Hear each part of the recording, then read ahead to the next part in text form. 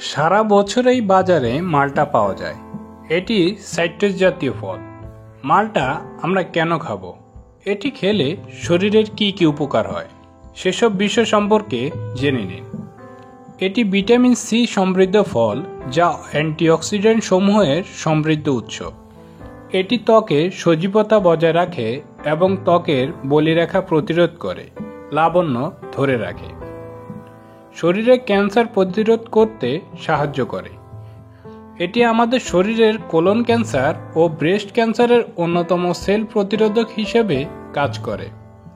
এতে উপস্থিত potassium electrolyte balance বজায় রাখে এবং কার্ডিওভাস্কুলার সিস্টেম ভালো রাখতে সহায়তা করে। পাকস্থলীর আলসার ও কোষ্ঠকাঠিন্য থেকে সুরক্ষা দেয়। এতে ম্যাগনেসিয়াম থাকার কারণে ব্লাড প্রেশার নিয়ন্ত্রণে সাহায্য করে। এটি দৃষ্টিশক্তি ভালো রাখে ও ডায়াবেটিস প্রতিরোধে সহায়তা করে।